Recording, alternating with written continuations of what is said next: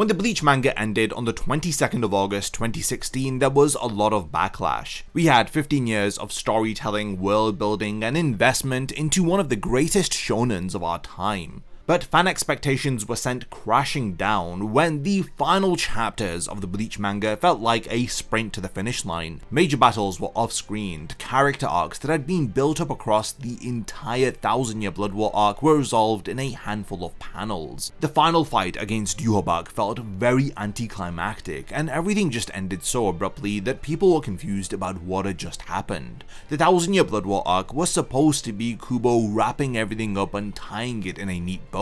It started out incredibly strong and it reached legendary heights with portions like the Everything But the Rain flashback and the incredible setup that was the first Quincy invasion of the Soul Society. But once the second invasion rolled around, things started to nosedive. What you have to realize is that none of this was because Kubo lost his creative spark or because he stopped caring. What actually happened behind the scenes is far more devastating, and I discuss a lot of Kubo's mindset during this time in my Kubo biography, so check that out after this video. But yeah, years later, Kubo has returned as a general supervisor for the Thousand Year Blood War arc anime, and thanks to his help, the final arc of the manga is being systematically rebuilt from the ground up, and it's more incredible than we could have ever imagined. So without further delay, let's dive into why Kubo had to fix the Thousand Year Blood War arc in the anime. To get a picture as to why the Thousand Year Blood War arc ended the way that it did, you need to appreciate what 15 years of weekly manga serialization does to the human body.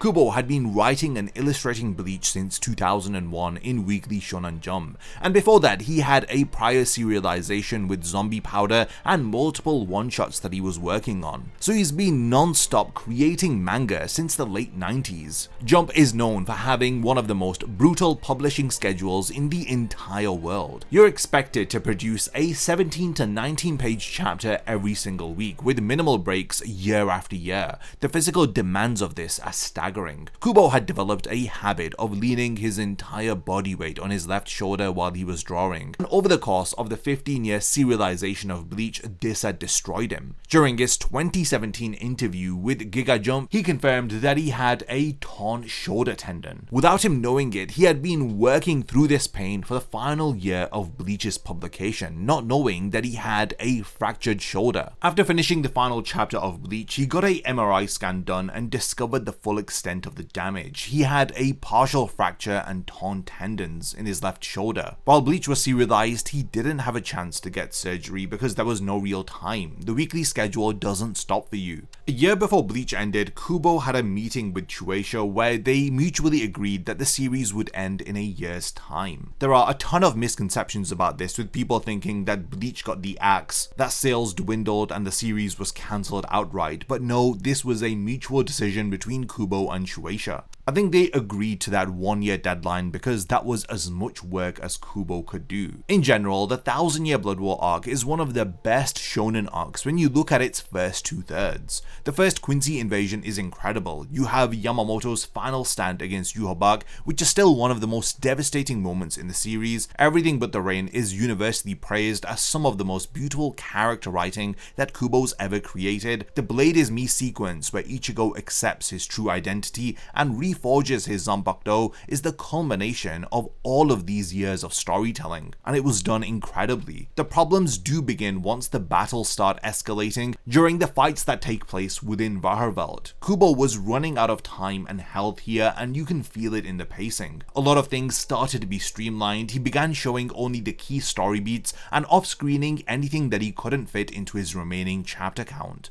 Major fights were crammed together, sharing chapters when they each deserved dedicated chapters of their own. How did the battles featuring Pepe get even more screen time than Uryu vs Hashwald? There's also the issue of characters who had been built up across the entire story arc, then them being suddenly discarded in the final stretch. Take Ukitake for example. He has one of the most mysterious setups in the series, the Kamikake ritual, Mimihagi, his willingness to sacrifice himself in order to restore the Soul King. All of this was incredible. But Ukitake's entire character arc was resolved in in a handful of panels before Yhwach ripped Mimihagi from his body and killed him. Ukitake didn't have a chance to fight, we didn't see his Bankai, all of the build up with his character was gone within an instant. Asukin vs Urahara suffered a similar fate. Urahara is arguably the most beloved character in the series. His Bankai reveal should have been a defining moment of the 1000-Year Blood War arc. Instead, it felt like it was activated purely for the sake of being released. Asukin barely puts up a fight, Grimmjow shows up out of nowhere, kills him, and it's over. We don't even know the fate of Urahara and Grimmjow after the end of the manga. They just left there, but we do learn in Can't For Your Own World that Nell rescued them, but the fact that Kubo couldn't even show this tells us everything about the state that he was in. Then the one that stings me the most is Uryu vs Hashwald. Uryu was the secondary protagonist of the entire 1000-Year Blood War arc. Across the story arc, he should have had way more screen time in the manga. His decision to join the Sternritter, his mysterious shrift, his role as Yhwach's supposed successor, all of this was built up meticulously over hundreds of chapters. The payoff should have been an amazing, emotionally charged battle against Hashwald that resolved every question surrounding his betrayal. What we got instead was a fight that shared its screen time with the Gerard fight, as it was reduced to a brief showcase of shrift powers that Hashwald easily overcame before being absorbed by Yhwach's Asvalen. There was zero payoff, and all of that investment into Uryu's character arc gets resolved in what amounts to a footnote. Again, it's as a result of the limited time that Kubo had, and his failing health only allowing him to focus on specific aspects of the 1000-Year Blood War arc finale. And then sitting at the top of all of this is the final fight against Yhwach himself, the Aizen vs Yhwach confrontation, something which fans were desperate to see since the moment that Yhwach was introduced and he spoke to Aizen in Muken. That final fight had less than a single chapter worth of content.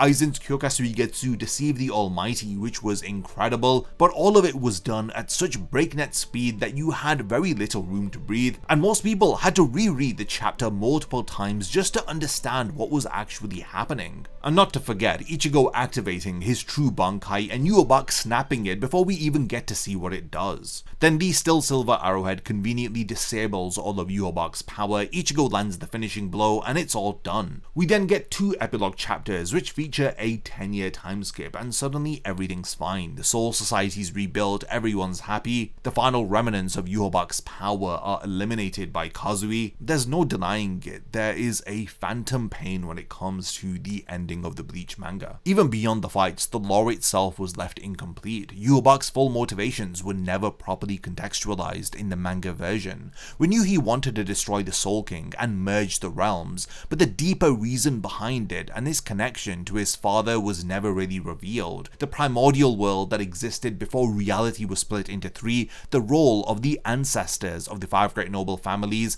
and what they did by mutilating the Soul King, none of this was explored in the manga. Without understanding the original sin of the Bleach universe, Yhwach reads like a generic conqueror rather than a tragic figure which Kubo did intend him to be. The Can't For Your Own World light novels later filled in some of these gaps, but most manga readers didn't go on to read those light novels. Critical context for the entire arc's climax was locked behind supplementary material that Kubo simply didn't have the strength to include in his manga. As disappointing as all of this was, once you know what Kubo was going through, you can't blame him for any of it. He was collapsing from exhaustion drawing these chapters. The fact that he drew for over a year, not knowing that his shoulder was fractured, shows you just how dedicated he was to the Bleach manga. So no, the manga version of the 1000-Year Blood War arc didn't fail because of bad writing. It failed because the person writing it was physically incapable of continuing. 4 years had passed, and on the 21st of March 2020, during the 20th Bleach Anime Anniversary livestream, Shueisha confirmed that the 1000-Year Blood War arc would receive a full anime adaptation. A lot of Bleach fans accepted that the anime wouldn't be coming back, so this was a massive surprise. And Kubo was attached as a general supervisor on the project. Because of how busy mangaka usually are, they barely have a role as a consultant on anime adaptations. But Kubo here is overseeing scripts, storyboards, voice acting sessions, character design, redesigns everything. The director Tomohisa Taguchi confirmed this as early as 2021, though the full extent of Kubo's involvement wouldn't become clear until much later. Ichigo's voice actor Masakazu Morita later described Kubo's involvement as a game-changing decision by the studio, explaining how Kubo taught the cast things about the characters that even they didn't know from reading the manga, and that having the creator directly involved with every level of production, including voice recording sessions, it all served to enhance the 1000-Year Blood War arc anime adaptation. Studio Pierrot observed where the anime industry was in 2022. They noticed that a major shift occurred, which was sparked by series like Demon Slayer and their cinematic animation quality. So as a result, they made a strategic decision. They moved away from their traditional weekly format and adopted a seasonal approach for Bleach. The first core of the 1000-Year Blood War arc premiered on the 11th of October 2022, and from the very first episode, it was clear that the anime was going to reconstruct the entire story arc. Across the 40 episodes that have been released as of making this video, from calls 1 to 3, the anime has been methodically addressing the manga's shortcomings while adding entirely new content that Kubo was never able to include in the manga. Call 1 set the tone immediately. In episode 1, we got a reintroduction to Ichigo and his friends with an anime-exclusive fight sequence against a hollow that wasn't in the manga. Then at the beginning of episode 7, we got a 2-minute anime-exclusive sequence revealing the original Gotei 13 battling the Quincy 1,000 years ago. Kubo had sat on the character designs of the original Gotei 13 for months, and he unveiled them strategically right before the episode they appeared in. So we had episode 7 along with this incredible manga color spread of the original Gotei 13. This flashback built upon a single panel from chapter 511, where vague silhouettes were all that we had, as the anime transformed Yamamoto's defeat into something that hit 10 times harder. Because for the first time, we truly get to appreciate the foundations of the Gotei 13 that Yamamoto established. We saw each of the original captains in action, including Unohana slicing a Quincy in half, establishing her violent nature before we get to see her train Kinpachi. And then later anime exclusive flashbacks included the Soul King, the Primordial World, Yhwach, Shunsui and Ukitake's backstory, and all of this was first established thanks to this original Gotei 13 flashback. We also got to see more of Sasakibe in the flashback, Yamamoto's loyal lieutenant who dies in the very first episode. In the manga, Sasakibe was killed off with barely any fanfare, a lieutenant whose contribution to the story amounted to dying early to establish the Sternritter as a threat. The anime instead showed him ambushing Yhwach from behind 1,000 years ago, and we also got additional anime exclusive scenes where we saw the Bankai of Sasakibe, which was in fact responsible for scarring Yamamoto. A character who felt disposable in the manga was suddenly given so much more weight as someone who stood beside Yamamoto in the original war against the Quincy. Seeing all of those new scenes with Sasakibe emphasizing his bond with his captain, it truly made his death hit differently in the anime.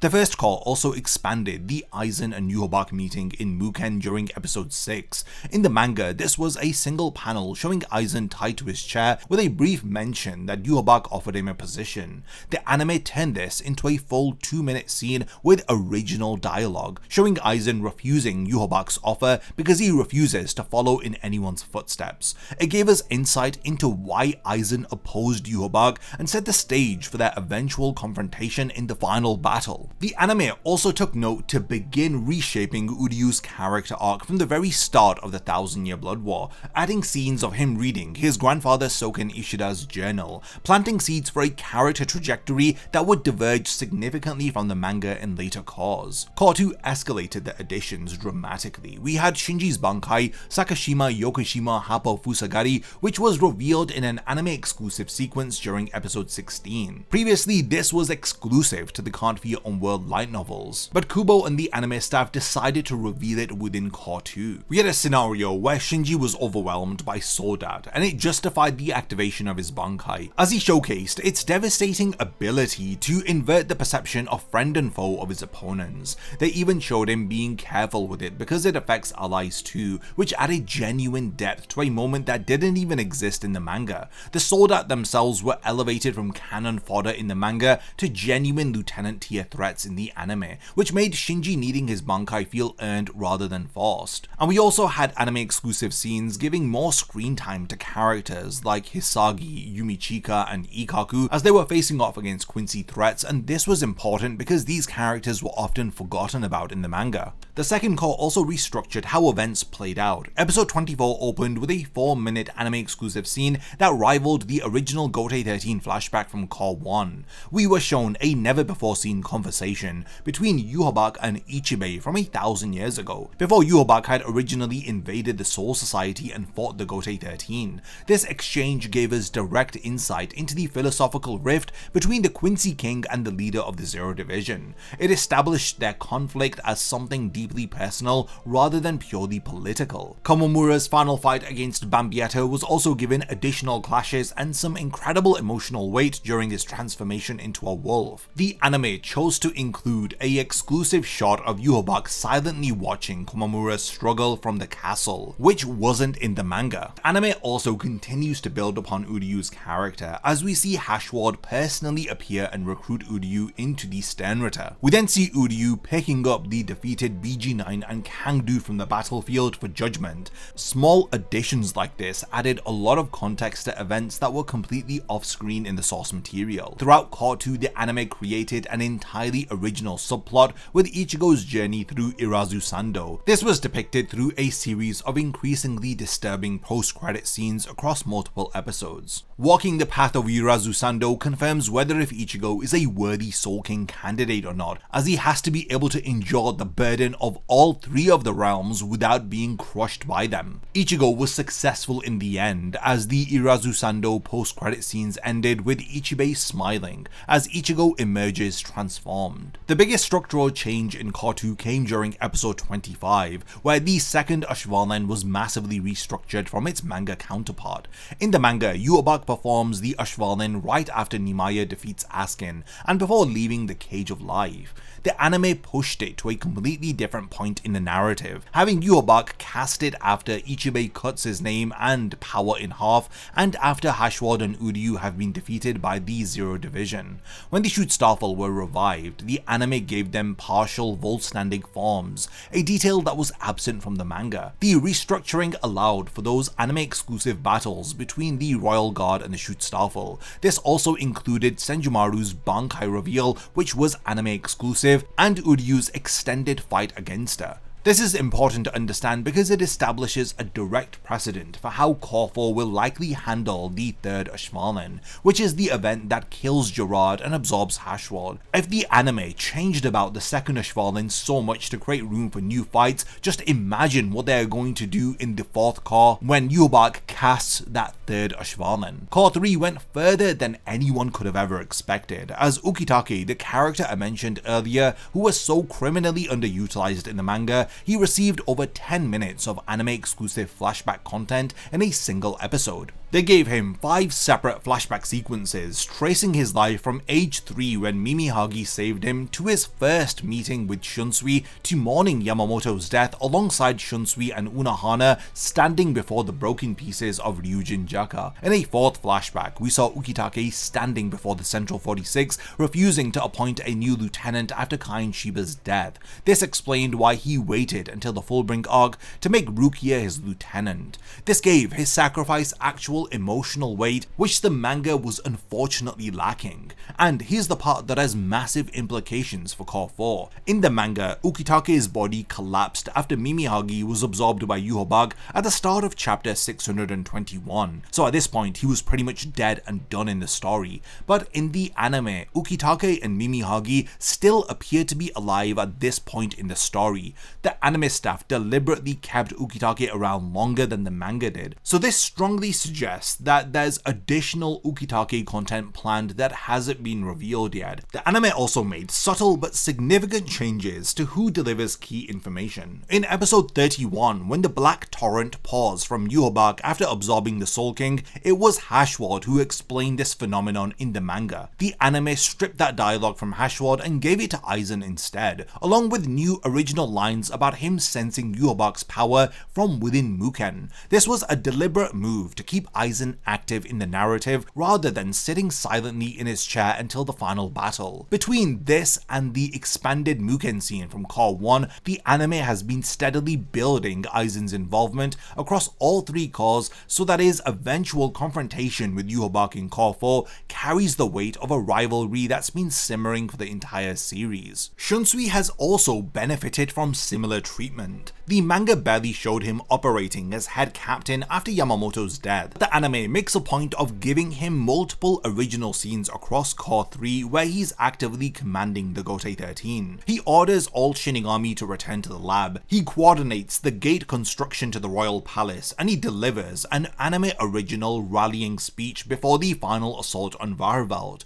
Those scenes establish that the Gotei 13 has new leadership, that someone is holding things together while the world is falling apart, and that Shunsui has grown into the role a lot sooner than anyone would have expected. The manga skipped past all of this, jumping from one fight to the next without showing us how the Shinigami were organizing themselves. The anime filled that gap completely, and honestly this breathing room is exactly what the 1000 Year Blood War arc needed. In episode 30, we got an incredible exclusive look at Uryu's Volstandig holy form. This was revealed during his original fight against Ichigo. The anime created an all-new confrontation between them, complete with new dialogue, powers, and new character dynamics. Uryu's wings were thin and refined, with arrow-like patterns, glowing reishi armor across his arms and legs, and a Quincy arrow motif over his heart. During this fight, the anime also revealed that Ichigo can use Blut Veen, his Quincy defensive ability, to protect himself from Uryu's attacks. This was our first confirmation within the anime that Ichigo has conscious control over his Quincy powers, something that was absent from any combat scene in the manga.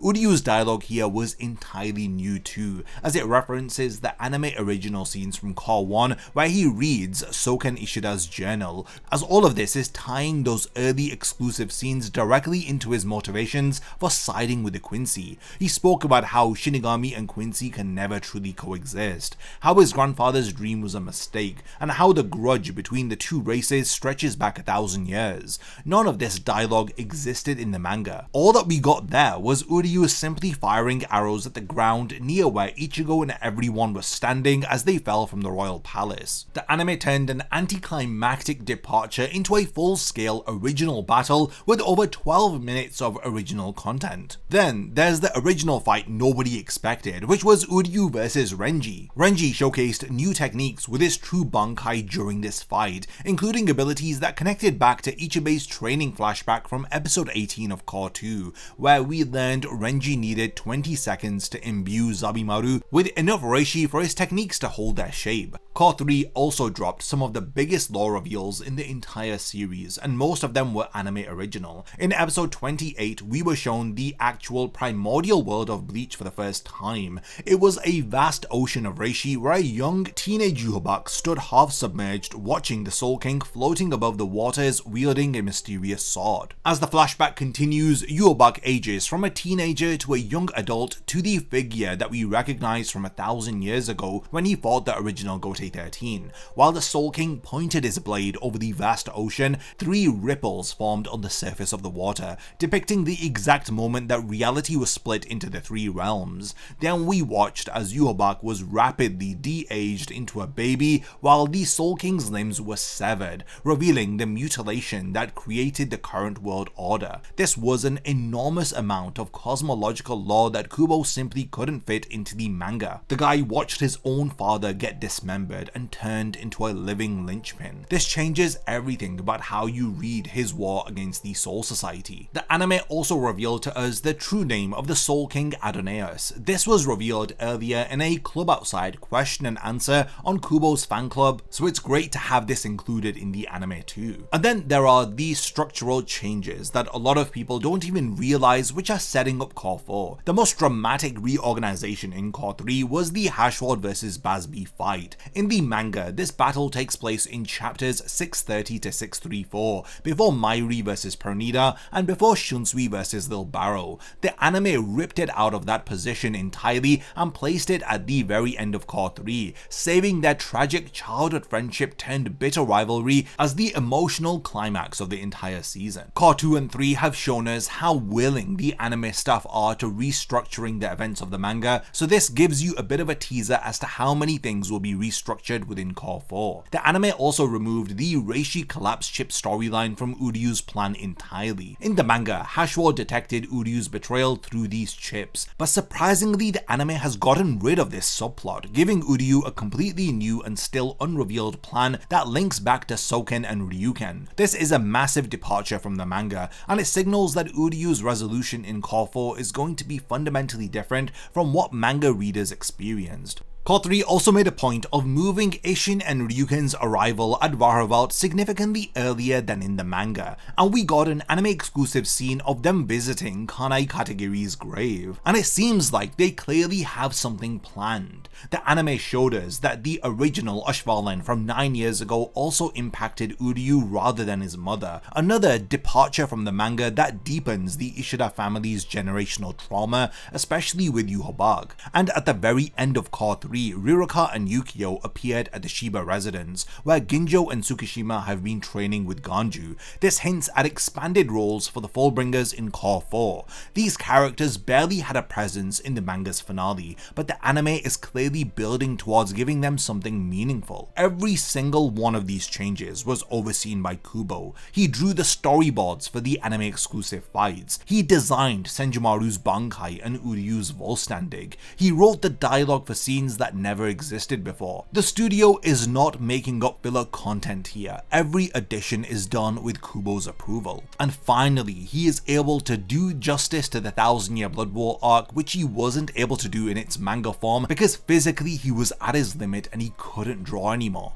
Everything that I've talked about across the first 3 cores was the warm-up. Core 4, titled The Calamity, is set to premiere in July of 2026, and it represents something totally unprecedented in the history of anime adaptations. Here are the raw facts. Core 1 adapted 62 chapters, Core 2 covered 67.5 chapters, Core 3 handled 52 chapters of content, Core 4 only has 25.5 chapters of manga content left. That is less than half of any previous core's manga material, yet it's still getting a full 13 episode season. When you do the math, over 54% of Core 4 is going to consist of content that has never existed in any form before. Before people say, oh, they're going to adapt Can't Be Your Own World at the end, or they're going to adapt the Hell Arc manga, I do not think that this is the case. I think that this is going to translate to roughly 7.5 full episodes of brand new 1000-year Blood War arc material, or in other words, about 40 chapters worth of new content. People think that all of this additional material is going to take place after Yhwach's defeat. Well, yeah, I think that there is room there to add Renji and Rukia's wedding, to expand upon the epilogue a bit, and I think that all of this is possible while also giving so much more breathing room to the finale of the 1000-year Blood War arc. Kubo has been quietly contributing from the sidelines. I've tracked every comment that he's made about Core 4, and the timelines paint an impressive picture. Work on the final season actually began on the 22nd of November 2023 when Kubo posted that the first meeting for Core 4 was taking place. He described it as fun but time consuming. On the 10th of January 2024, he revealed that they were discussing several new anime exclusive scenes and that the meeting was very enjoyable.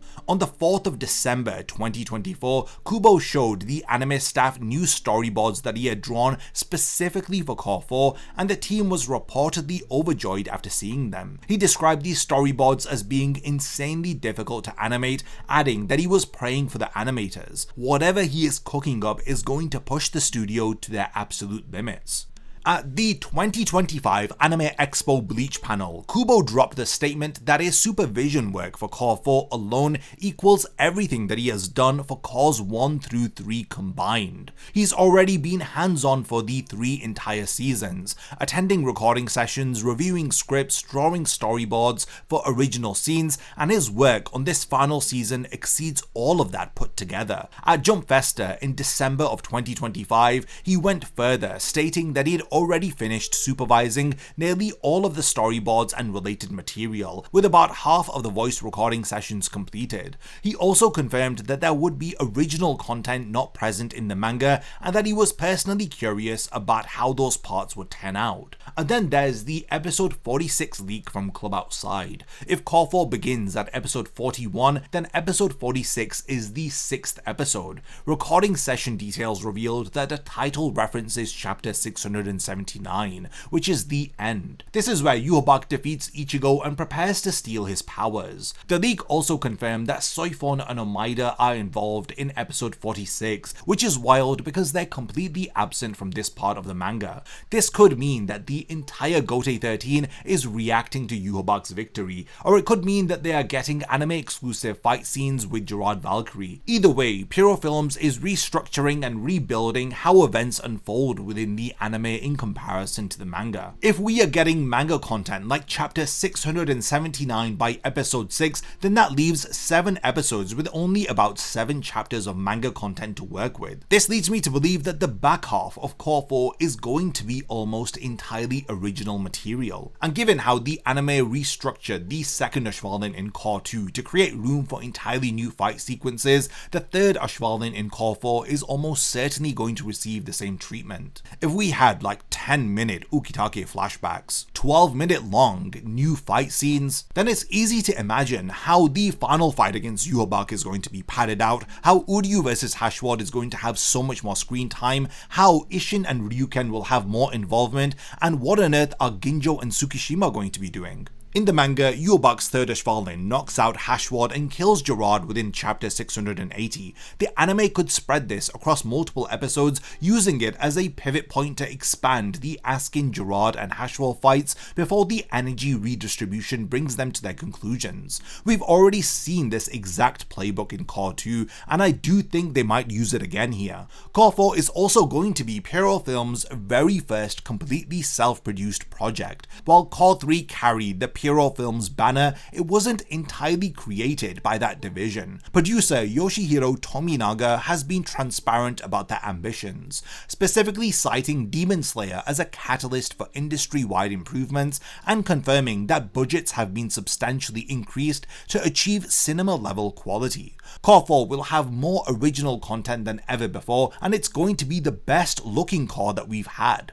Every single rushed element from the manga's ending is on the table. The Vizards have already been confirmed for additional scenes against Gerard Valkyrie. The anime showed all of them collectively holofying in Core 3, something that we didn't even think was possible, as a lot of us assumed that the Central 46 had forbidden them from holofying. Kinpachi's Bankai activation and the body breaking down from the strain needs to be properly done, as does Hitsugaya's adult transformation and his Shikai Hyoketsu, which freezes Gerard at a molecular level. In the manga, both of these payoffs felt rushed despite being foreshadowed since the beginning of the story. Kinpachi finally understanding his own limitations, and Hitsugaya transcending his are two sides of the same coin, and the anime needs to give them the space that they need to land properly. The anime staff have already signaled their intentions here. Manga content from chapters 658 and 659 showing Hitsugaya confronting Gerard and activating his Bankai was deliberately cut from Core 3 and held back,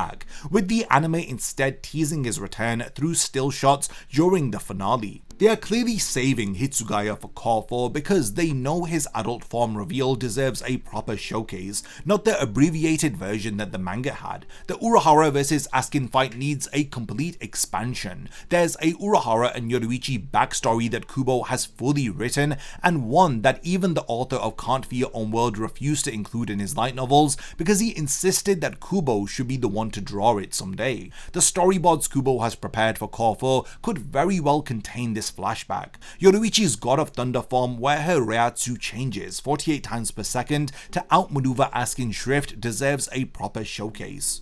Grimjow's role in ending the Askin fight can be expanded, and Nell's rescue of Urahara and Grimjow from Can't Fear Homeworld can also be now finally shown in the anime. As we know, they are not afraid of showing Can't Fear Homeworld exclusive material. They had Shinji's Bankai from Can't Fear Homeworld in Core 2. Hashward vs Uryu must become a proper fight after everything the anime has been building across the 3 cores with Uryu's character. A rushed resolution but not giving him a proper fight here would undo all of that work. Isshin and Ryuken arriving at Raharveld earlier in the anime means they could actually get the confrontation with Yhwach that they deserve, potentially fighting alongside their sons or taking on Schutzstaffel members. Isshin's unrevealed Bankai, which Aizen specifically stabbed him in the back to prevent him from using against White, could finally see the light of day. Yukio and Riruka showing up at the Shiba residence at the end of Core 3 means Ginjo and Tsukishima are also in play, giving the anime options for additional combatants that the manga completely didn't include. Aizen vs Yhwach also needs a lot of room to breathe, and the anime needs to slow the pacing down properly to show us Yhwach's perspective as he fights with what he believes to be Ichigo and Renji, and let the revelation sink in that he's been actually fighting Aizen the entire time. That moment needs to land with the weight that it deserves. There's an opportunity here for extended dialogue between two of the greatest antagonists in Bleach as they explore their opposing philosophies. Yhwach, who fears death and wants to merge all of reality back into the primordial world that the anime showed us in Core 3, and Aizen, who seeks to stand in heaven and reject passive rule. They're both rebelling against the system but in completely different ways. The anime finally has the runtime now to let that philosophical clash play out properly. Ichigo's Horn of Salvation form needs to actually feel like the culmination of his journey. The manga rushed through this because Kubo was exhausted. The anime staff have already proven that they can take 2 manga panels and turn them into extended sequences. This is their chance to turn one of the most disappointing parts of the manga into one of its greatest strengths, and the anime needs to properly explain Ichigo's true Bankai, I think. Because as it stands, we still have no idea what its ability is. We also need an expanded Soul King flashback that builds on what Core 3 established. The primordial world, young Yhwach watching his father being dismembered, the ancestors of the 5 great noble families who participated in that mutilation. All of this can be drawn from Can't Feel Your Own World and incorporated into the anime to give the climax of the story its proper thematic weight. And also including Ichigo walking down the path of Irazu Sando and how this links into the Soul King with him being a potential Soul King candidate, and Ichibe having a plan to turn Ichigo into the new Soul King if he were to have failed against Yhwach. Now, I've saved the best for last. Kubo has been teasing a brand new character that is going to be appearing in the final episode, someone who never appeared in the original manga at all. Not the 1000-year Blood War arc, potentially the entire manga. This character's identity remains one of the biggest mysteries going into Core 4, and it could signal where the Bleach franchise goes next, whether if that's the Hell arc or a Can't Feel Your Own World anime adaptation is something that nobody can predict at this point. We have now reached the point of the video where I want to hand over the discussion to all of you. What are your thoughts about how Kubo has been fixing the 1000-year Blood War arc across the anime? Which specific moments from the manga are you most hoping get expanded within Core 4? Do you think that this is the greatest comeback in anime history? And who on earth is this mysterious character that Kubo is hyping up who's going to make their debut appearance within the 1000-year Blood War arc anime? Do let me know your thoughts by continuing the discussion in the comments, and lastly, thanks for making it to the end of this one, and I look forward to seeing you in my next video. A massive thank you goes out to all of my amazing Patreon supporters for helping to make this video possible. If you also want to support the channel and see your name in the end of my videos, then check out my Patreon, which has loads of perks like early video access and so much more. Thank you for sticking around till the end of the video, and whatever you contribute will mean a lot to me.